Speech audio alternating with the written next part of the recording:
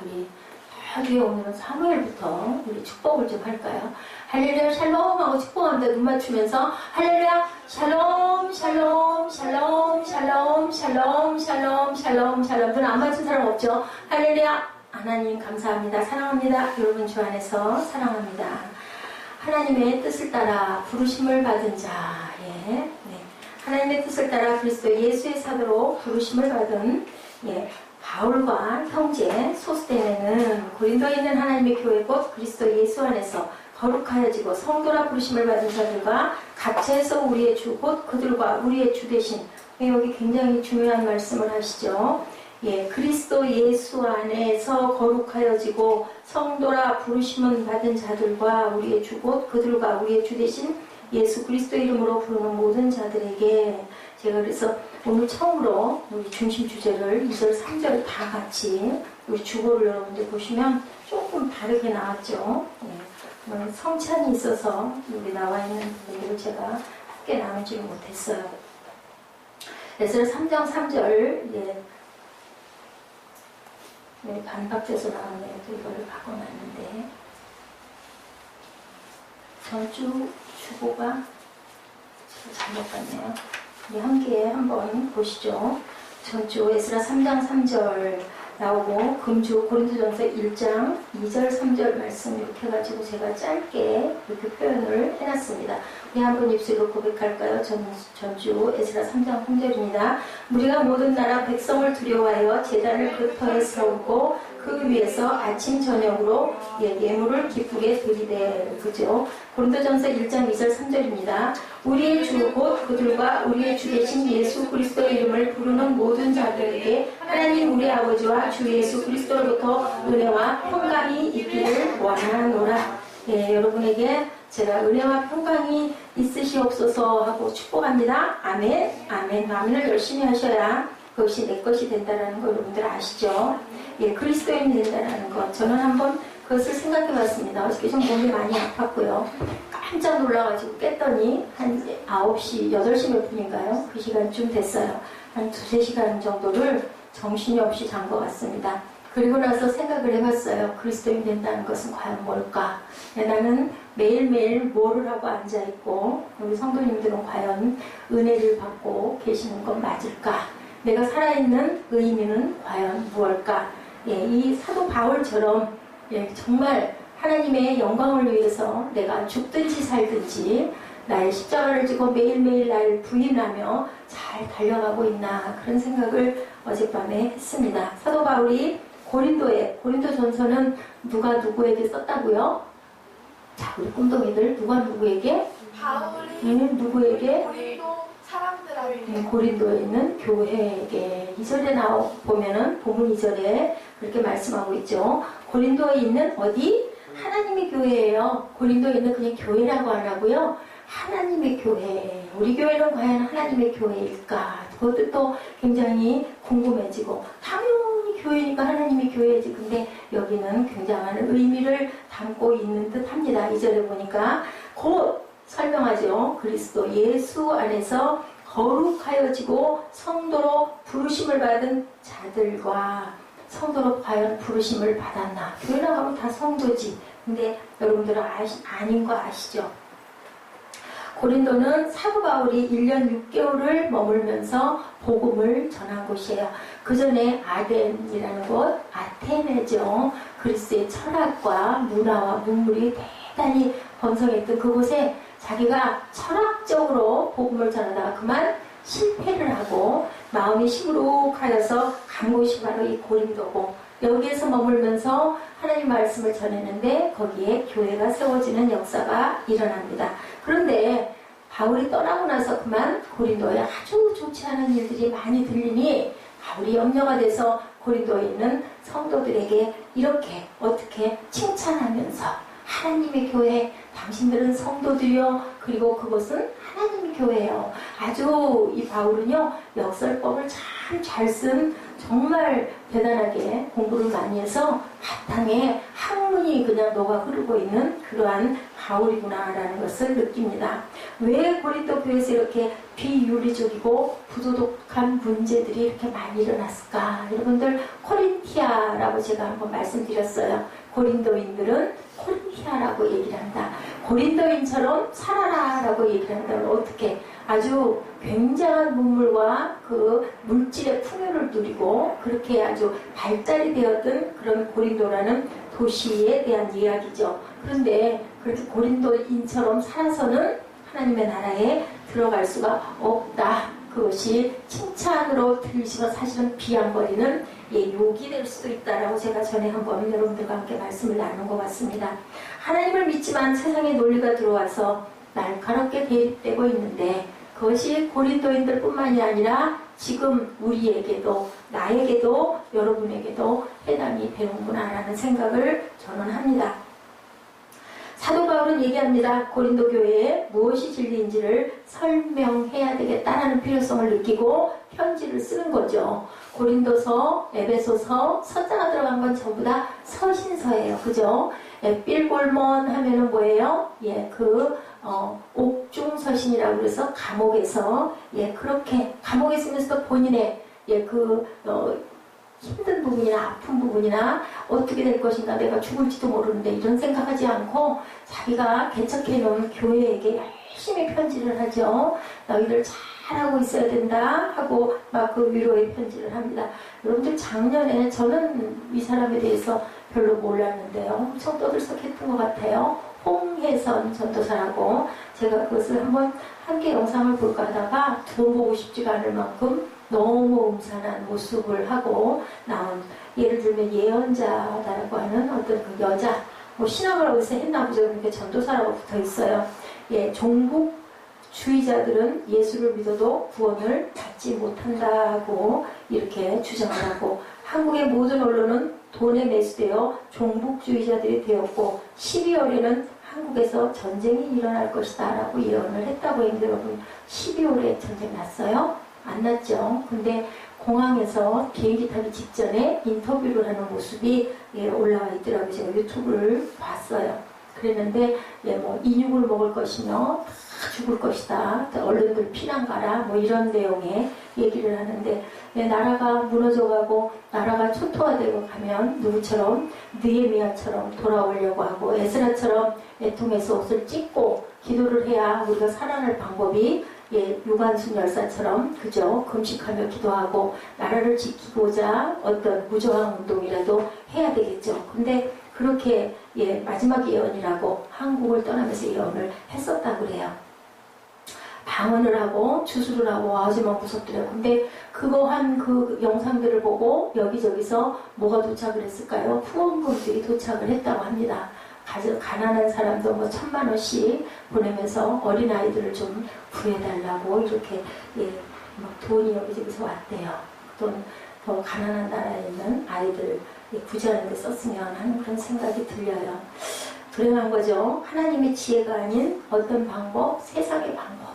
여러분들 마지막 이때 그뿐만이 아니죠. 지금도 있죠. 안산홍 해가지고 하나님 어머니 안산홍의 부인이 안산홍이 돌아가고 또 그냥 하나님의 교회 하면은 참 좋은 교회인데 지금은 하나님의 교회 하면 무슨 교회예요? 이단이 생각이 나는 성경 공부하면은 왠지 괜히 으시시하고 뒷골이 오싹해지고 성경 공부는 꼭 필요한 공부인데 참 좋은 건데 세상이 그렇게 됐어요.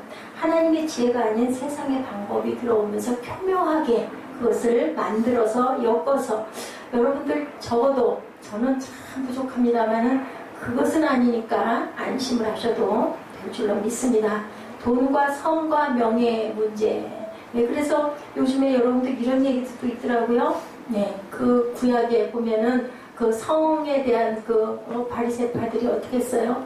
굉장히 자기를 죽였죠. 철저하게 죽이고 율법대로 살아가려고 했던 그것 때문에 결국은 지금 교회를 세우는 어떤 목사님은 자기 자신을 비뇨기과를 가가지고 거세를 해달라고 해서 열심히 쫓아다녀가지고 자기는 여성의 문제로 인한 문제를 일으키지 않겠다 해가지고 거세를 한 그러한 그 목사님.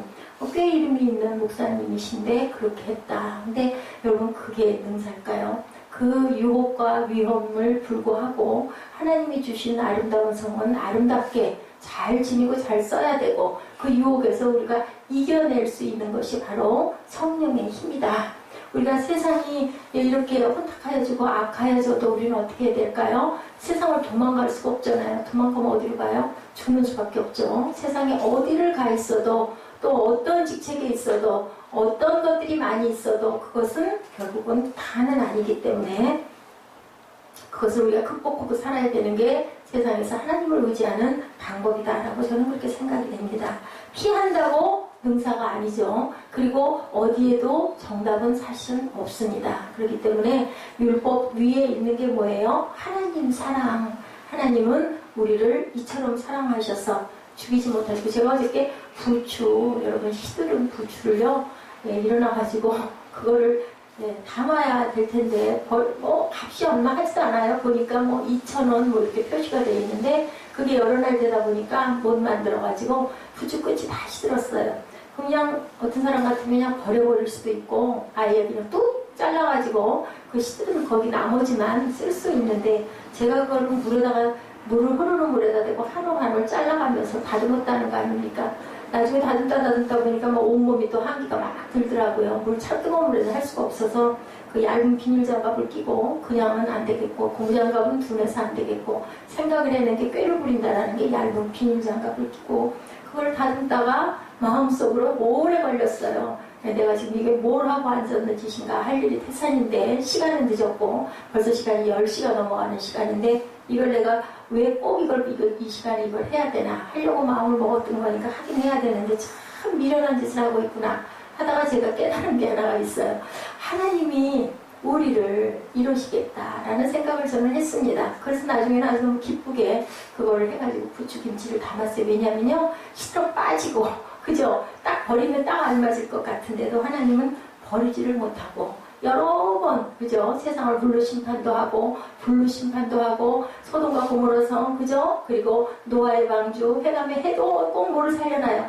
한 사람씩은 꼭 살려놓고 이 아브라함에게 내가 너를 축복해줄게 하고 손을 내미시는 하나님의 마음을 느꼈어요. 이 한나는 어떨까요? 오죽이 나을까요? 하나님 보시기에 정말 쓸모 없고 정말 별 볼 일 없고 정말 저거 내가 저거 살려놔봤댔자 인데도 불구하고 하나님께서는 이렇게 우리 모두를 개개인들을 잘난 녀석이나 못난 녀석이나 우리 그 주방에 행주가 하나 있어요.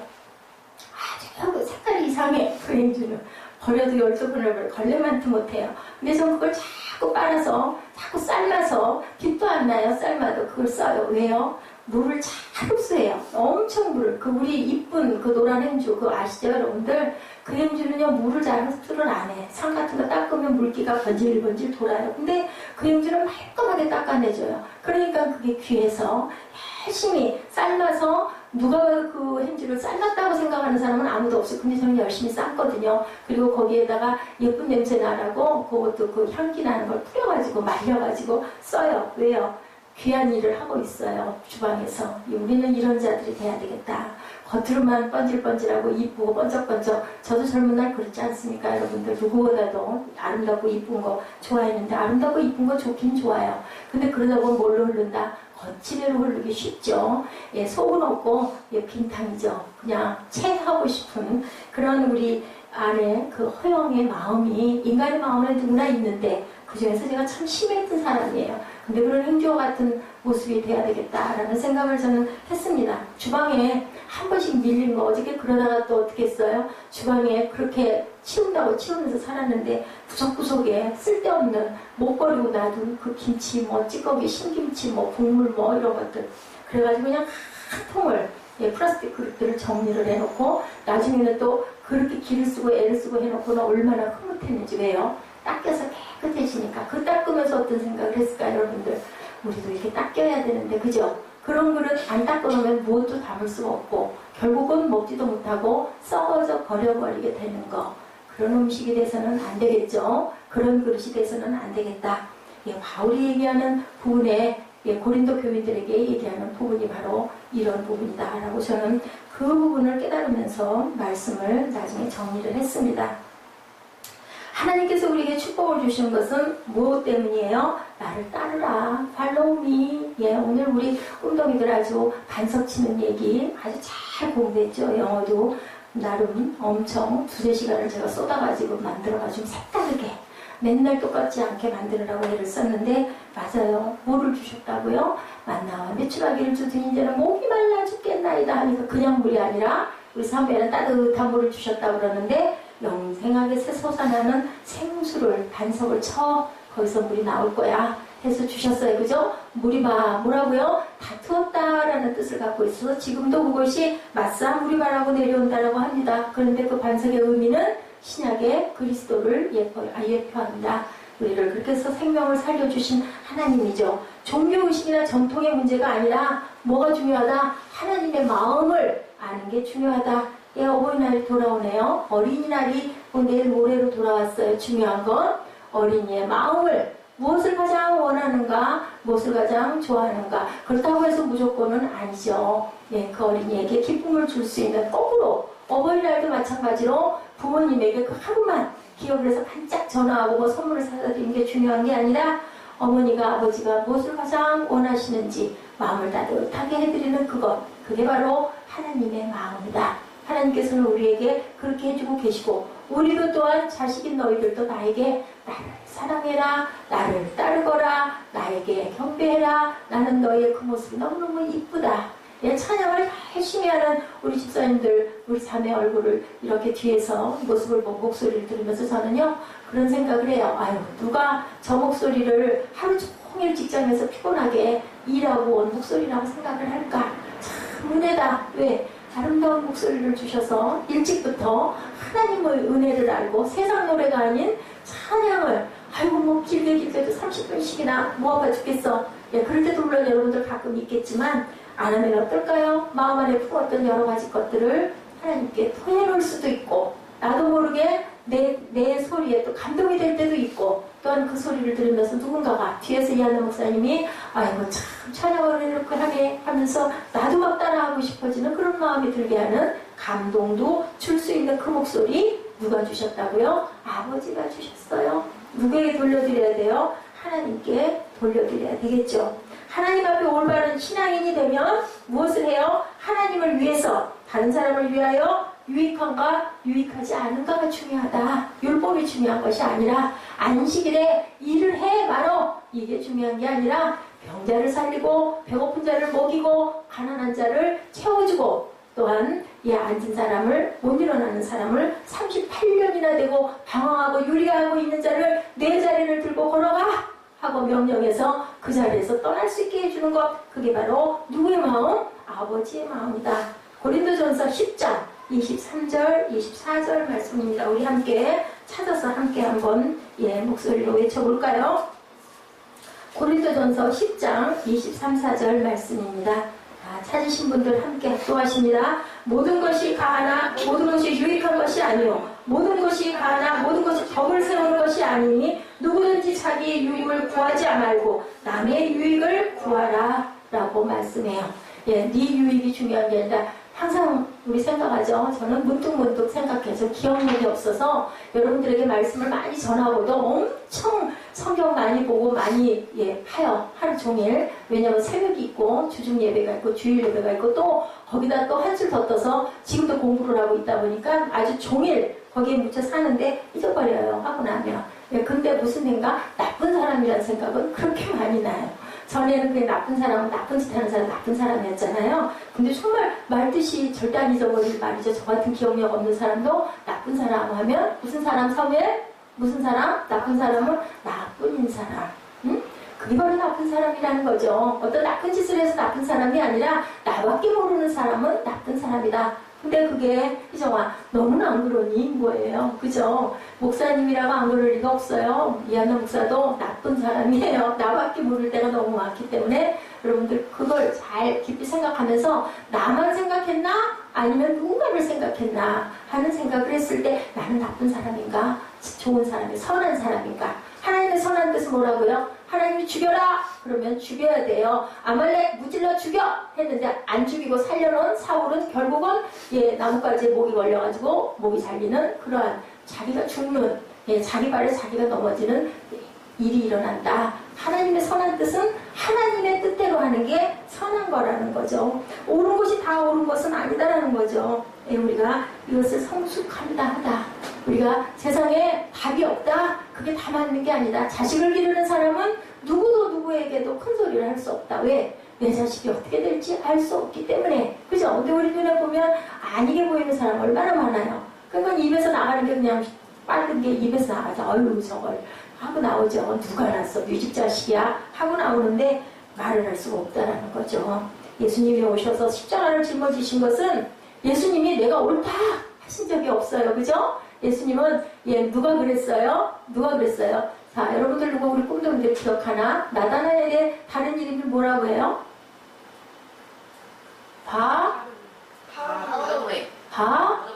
옳지. 30초. 바돌. 자, 이름에, 구약의 이름에, 신약의 이름에 보면, 바가 붙으면 뭐라고요? 바가 무슨 뜻이에요? 바가 뭐예요? 바돌로미는요, 예, 돌로미의 아들. 바는 누구의 아들? 할 때 바가 붙어요. 여러분들 이런 거를 다 알고 있으면, 어디 가서 얘기를 할 때, 엄청 많이 알아. 특히 우리 꿈동이들은 알아두면 너무 좋죠. 예, 예수님이 오셔서, 예, 어떻게 했어요? 무화과 나무 아래서 말하죠. 빌립이가 가지고, 와봐, 그리스도야! 막 하고 얘기하니까, 무슨, 어디, 나사렛에서 무슨 선한 것이 나겠어? 라고 얘기를 했어요. 근데 예수님이 꼭 뭐라 그래요? 참, 쟤는 저 속에 간사한 것이 없다. 뭐 해줬어요? 칭찬해줬어요. 그죠? 그랬을 때 깜짝 놀라죠. 예? 나다나엘이 내가 선한 게 어딨어? 지금 무슨, 이러고 얘 비방했는데 절대 거기에 대해서 말씀 안 하고, 네 안에는 선한 게 없구나? 어떻게 하십니까? 하죠. 그랬더니, 너는 내가 너를 그것만 알고 있는 줄 알아? 어디 있는 것도 봤어? 무화과 나무 아래 있는 거 봤어. 자, 이거 무슨 뜻이라고요? 무화과 나무 아래서 되게 뭐예요? 강론하죠. 말씀 읽죠. 묵상하죠. 그 시대에 그때는 무화과 나무 아래서 하나님의 말씀을 배우고 듣고 기도하는 그러한 일들을 많이 했어요. 그래서 그 나라 문화를 많이 알아야 된다. 참 많이 얘기해 줬는데 맞추는 사람이 없네. 자, 사도 바울이 경계한 거 뭐라고요? 예, 유아적 사과에 머물지 마라. 제사 음식 먹어 말어. 어머, 저 사람은 무슨 제사에 하고 나온 음식을 찬이라면서 먹어? 먹어도 돼요? 안 돼요? 기도하고 먹어도 돼요.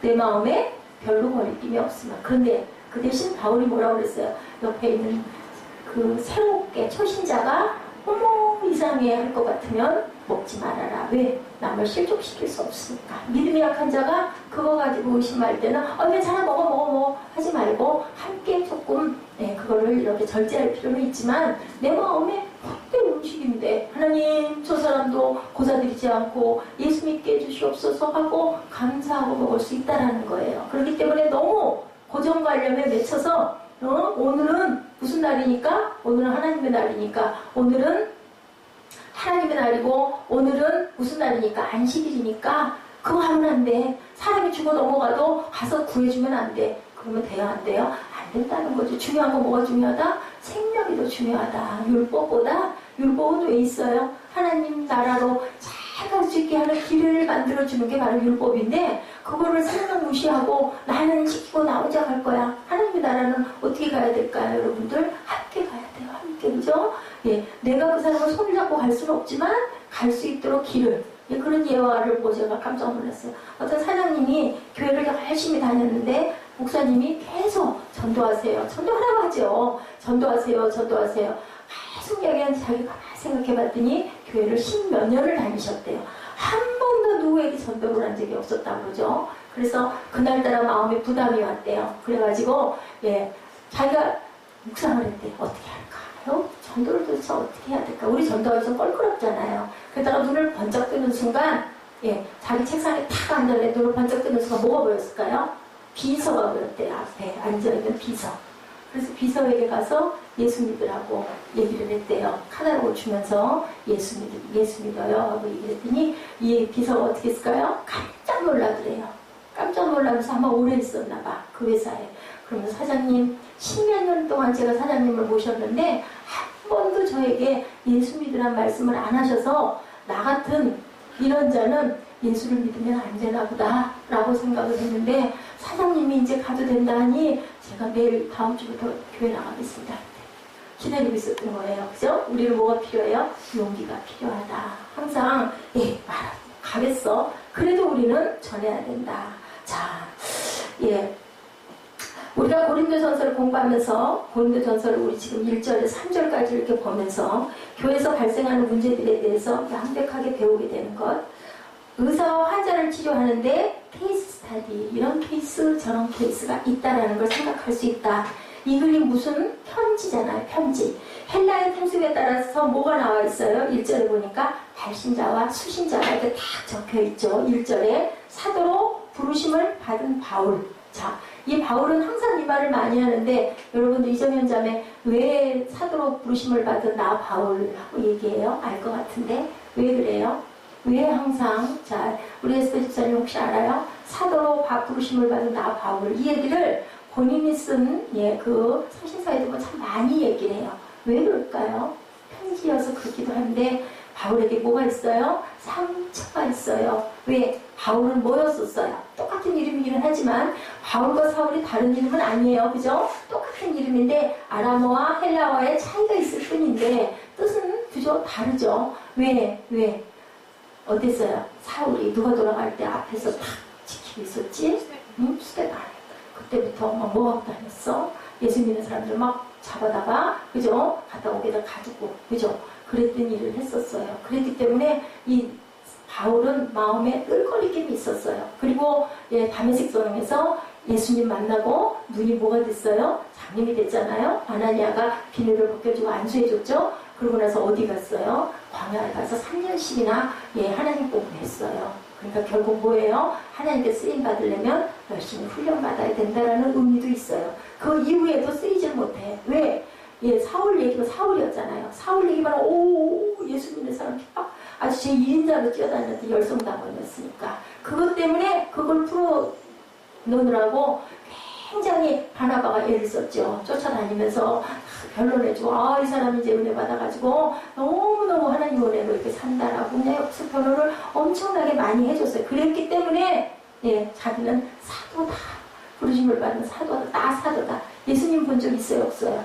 살아서 예수님 살아계시다 본 적이 없어요. 근데도 바울은 나 사도라고 얘기를 해요. 그래서 자기 신분이 그렇게 그 부분이 마음에 애통함이 있고 상처가 있기 때문에 나는 누구다? 부르심을 받은 바울. 나 사도다. 나 제자다. 이렇게 얘기를 하는 거죠. 아무도 사도 바울의 회심을 안 믿었죠. 저 같아도 안 믿었을 것 같아. 바나바를 잘 만난 거예요. 바나바는 정말 뒷사람들을 세워주는 그런 역할을 참 많이 하죠. 조카인 마가도 버림받을 뻔했을 때 끝까지 마가를 붙들고 믿어주고 신뢰해주고 칭찬해주고 북돋아주고 그래서 뭐를 써요? 마가가 쓰잖아요. 회심하잖아요. 마가다락방에서 뭐 받아서 성령 받고 그죠? 그전에는 어땠어요? 1차 전도여행 갔다가 힘들다고 돌아가 버렸잖아요. 근데 2차 때는 바울이 안 데리고 간다고 그래서 싸웠죠. 바나바하고 따로 떨어져서 다시 양쪽으로 갔어요. 그래서 이제 교회가 세워지는 역사, 신라와 함께 갔죠. 2차 때 그런 역사가 일어난 거예요. 이 편지에서 또 중요한 거 고린도에 있는 하나님의 교회다. 2절에 아까 제가 언급한 것처럼 이거는 뭐예요? 교회론에 대한 이야기를 하고 있는 거예요. 사도 바울이 고린도에 있는 교인들을 생각했을 때 어떤 지파적이거나 교리적이거나 개체교회를 이야기하는 게 아니라 큰 개념 하나님의 교회를 지정해서 얘기를 하고 있다. 교회는 어떤 교리에 충실하느냐가 기준이 아니고 어떻게 돼 있어야 된다? 거기 뒷부절에 2절 부분을 우리가 가만히 한번 묵상해보면 귀한 뜻을 갖고 있죠. 예수 그리스도 안에서 어떻게 되고 거룩하여지고 성도나 부르심을 받은 자들과 각처에서 우리 주 곧 그들과 우리의 주 되신 예수 그리스도의 이름을 부르는 모든 자들이 바로 뭐다? 성도다, 교회다 라고 얘기해요. 우리는 여기서 깊으신 뜻을 말씀만 읽어보셔도 여러분들 깨달아요. 교회는 어떤 것이 교회일까? 성도는 어떤 사람이 과연 정말 성도일까? 아무리 성경 공부 잘해서 성경을 줄줄줄 아까 우리 꿈동이들 성경 66권 노래 통해서 외우기 위해서 점수를 제가 줬어요. 왜냐하면 신학생의 10%밖에 성경 66권을 외우고 있지 못하다고 해요. 우리도 벌컥 갖다 대면은요, 뭐였더라 이렇게 되잖아요. 이런 것처럼. 그래서 제가 이게 귀하기 때문에 계속 그 노래를 우리가 엄청 오랫동안 불렀죠. 아마 한 2년 가까이 부른 것 같아요. 우리 아직 희정이가 구약을 다 못 외웠지만 곧 외울 걸로 믿습니다. 근데 성경 66권을 다 외운다고 하나님을 잘 믿고 성경 66권을 희정이처럼 잘 못 외운다고 하나님 사랑 안 하고 맞나요? 아니에요. 그죠? 성경 66권 하나도 몰라도 하나님 사람이 깊은 사람이 있고 아주 뭐 신학적으로 대단하고 막 책을 쓰고 그죠? 줄줄줄줄 외워도 외우는 게 좋기는 한데 성경 꼭 하나면 좋기는 한데 그래도 그것이 꼭 하나님을 잘 믿는 증거라고 볼 수는 없다. 하나님이 뭐라고 그러세요? 성경의 맥이 어디로 흘러가야 된다? 거룩하라. 내가 거룩하니 너희도 거룩하라. 그 거룩을 실천하기 위해서 지금 우리 뭐 했어요? 오늘 아까 성찬을 했죠. 거룩해지려고. 누구처럼? 예수님처럼. 그래도 안 되지만 그래도 우리는 열심히 성찬하고 열심히 찬양하고 예배하고 기도하면서 거룩해지려고 최선을 다해서 노력해서 걸어가고 있죠. 초대교회 전통 중에 영지주의자들 있죠. 오리겐이라는 사람은 금욕주의자였기 때문에 그것들을 보고 개척을 시작하면서 아까 말씀드린 대로 거세를 한 사건이 있어요. 가정이 굉장히 많이 희생이 돼요. 개척교회를 하게 되면 어려움을 많이 당하죠. 고난을 많이 겪고 가죠. 사모님들이 대개 남자 목사님들인 경우가 많을 때 사모님들이 고생을 참 많이 하세요. 그렇다고 해서 그것을 당연하다라고 생각을 하고 너희들은 죽어도 괜찮아. 나는 이것만 하면 되니까 아무 소리 깨소리 말고 따라와. 이게 옳을까요? 그럴까요? 그것은 아니죠. 최대한으로 같이 화합하고 아름다워지려고 해야 되는데 이 목사님 같은 경우에는 그죠? 아내 생각을 아예 안 해버리는 거죠. 그리고 아름다운 건데 그것을 성을 아예 잘라서 없애버리는 거는 잘못된 거다. 세상에 어려운 고난이라고 해서 우리가 세상을 떠나서 자살을 해버리면 천국 갈 수 있다 없다? 없다. 그죠? 이래서 우리가 음식 하나를 시킬 때도 백화점에서 쇼핑을 할 때도 우리는 어떤 마음으로 해야 된다? 크리스찬다운 거룩한 마음을 가져야 된다. 네, 우리가 신분을 밝혔을 때 저는 가끔가다 그 생각을 해놓고 나서 아이고 그래도 목사인데 이건 좀 아니지 않을까. 예, 그 생각이 들어요. 그렇기 때문에 항상 우리는 당당하게 그래서 그 교회 차에다가 스티커들을 잘 안 붙인대요. 교회 차가 위반을 하냐, 교회 차가 저지경이냐 할까 봐서 저는 못 모르고 스티커 붙였는데 저는 그게 부끄러운 게 아니라 우리 차가 너무 낡아서 찌그러진 데가 있고 긁힌 데가 있다 보니까 참 그랬지만 그거 붙일 때는 정말 붙이고 싶었고 너무 감사해서 붙였거든요. 정말 그래요. 교회 스티커 붙여놓고 막 위반하고 다니고 교회 스티커 붙여놓고 막 손가락질하면서 그 문자 써가면서 욕하고 그러면은 안 되겠죠.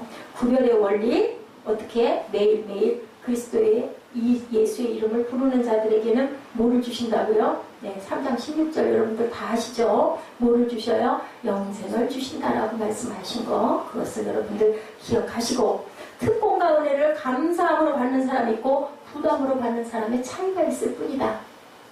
저도 그랬어요. 목사 안수 받을 때 또 권사 안수 줄 때 장로 안수할 때 안수 집사 안수할 때 뭐 한다고요? 그 교회에다가 헌금을 낸대요. 특별한 헌금을. 그래서 아예 그게 비공식적으로 정해져 있다. 그런 게 어딨어. 그러면 없으면은 안수도 못 받아? 없으면은 장로도 못 받고 없으면은 안수 집사도 못 받아? 그런 게 어딨어. 라고 생각을 했었어요. 저도. 근데 그죠? 자기가 가지고 있는 것을 감사함으로 드리는 사람에게는 그게 얼마나 기쁨이고 은혜겠어요. 근데 그거 아까워. 직분 받으려 난 그거 싫어. 그럼 난 직분 안 받을래. 그러면 어떨까요? 없는 사람은 어쩔 수 없겠죠. 없는 경우에는 구하면 주실 수 있으니까. 그거는 안타까운 마음이지만 아까워서 못한다면 그 직분이 과연 걸맞는 직분일까를 우리가 생각을 해봐야 되는 거죠. 무엇이 옳으냐는 기준은 없다라는 거예요. 그거 받는 거 잘못된 거야도 아니고요. 그거 안 받는 게 맞는 거야 인 것도 아니죠. 내 감동대로 하나님과의 누구와 관계? 나와의 관계다. 하나님과 나와의 관계를 중요하게 생각해라. 사도 바울이 말씀하죠. 은혜의 관점이 없다면 그 어떤 관계도 필요 없다. 은혜 안에는 뭐가 있다? 사랑이 필요하다.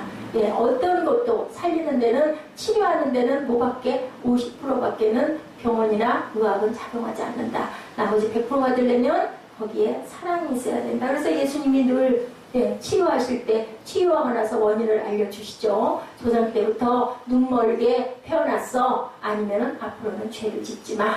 앞으로는 회개하고 다시는 죄를 짓지 말고 너 네 자리를 들고 걸어가. 라고 얘기를 하신 그 모든 거는 알려주시는 거예요. 너 이것 때문에 그런 거야. 너 네 속에 귀신이 들어있어. 하고 그 돼지떼에게 들어가게 해달라는 들어가게 하죠. 그러니까 하나님께서는, 주님께서는 그것을 병 고치는 그것만, 병인만 중요하게 여긴 게 아니라 무엇 때문이라는 것까지도 무엇으로? 사랑으로 항상 끼쳐주셨다라는 거. 네. 참된 사랑이라는 건요, 조건에 의해서 움직이는 게 아니고 뭘로 움직여야 된다? 우리 신앙의 기초는 항상 포지션으로, 자세로 움직여야 된다. 무엇으로 움직이면 안 된다? 항상 조건에 의해 움직이는 게 아니라 자세, 우리의 자세가 어디에 있느냐? 율법에 있느냐? 아니면 사랑에 있느냐? 주님의 마음에 있느냐? 물질에 있느냐? 자랑에 있느냐? 명예에 있느냐? 아니면 하나님 사랑에 있느냐가 중요하다라는 겁니다. 예. 저는 많이 울었어요. 이 예화를 보고 이것만 말씀드리고 말씀을 마치도록 하겠습니다. 전라남도 어느 섬마을 학교에 선생님이 첫 부임을 해서 가셨어요. 초등학교에. 그런데요, 전라도가 원래 그래요. 우리 사모님이 가끔 가다 그래서 제가 깜짝깜짝 놀라는데, 뭐 욕은 아니고요. 이상한 방언 같은 말이 많죠. 네, 그런데 거기 있는 학교에 있는 애들은 그렇게 욕을 많이 한대, 애들이.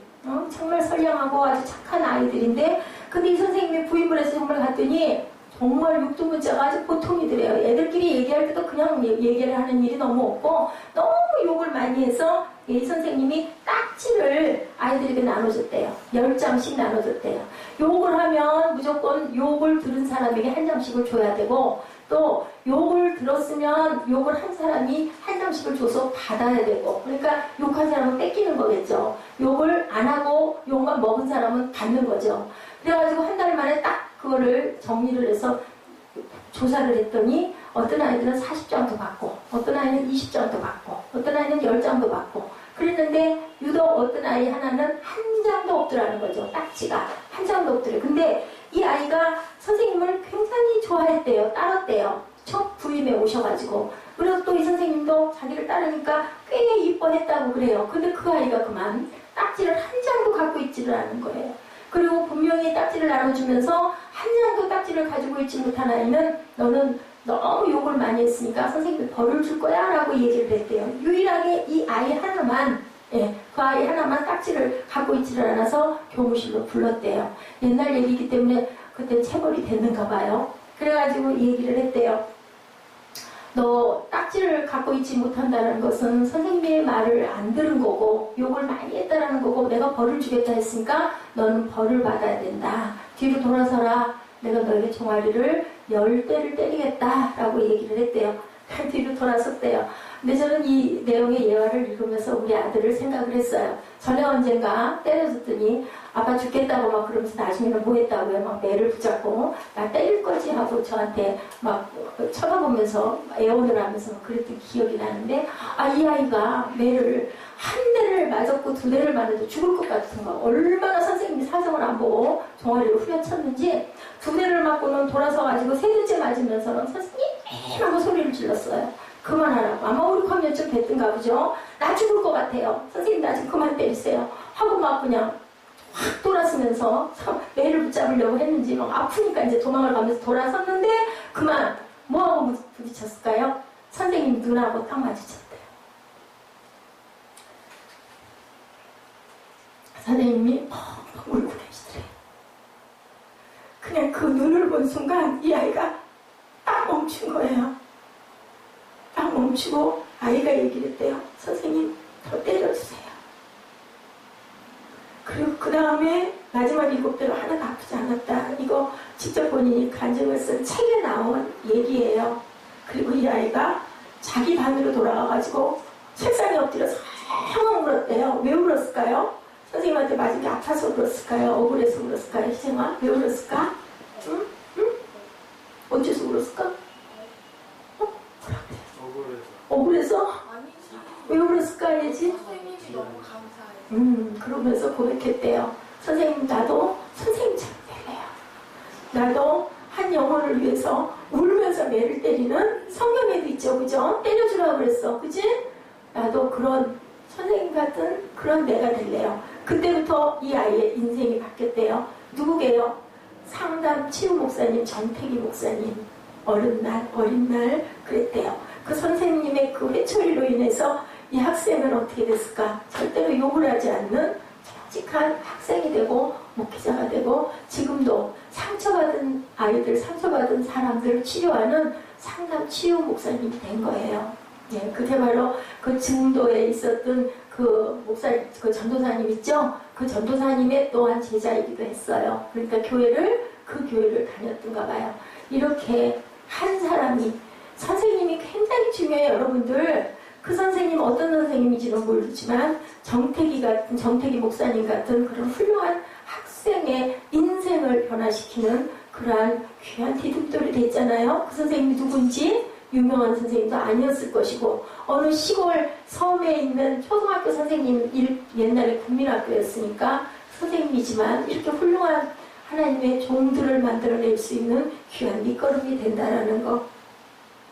그래서 우리는 누구나 다 필요한 존재이기 때문에 하나님이 저희를 만들어 놓으셨다라는 것. 예, 에베소서 4장 4절입니다. 몸이 하나고 성령이 하나니 이와 같이 너희가 부르심의 한 소망 안에서 부르심을 입었느니라. 저는 이 말씀이 너무 좋았어요. 우리 에베소서 4장 4절부터 쭉 몇 절 읽고 우리 기도하시는 시간 갖도록 하십니다. 에베소서 4장 4절입니다. 4장 1절부터 우리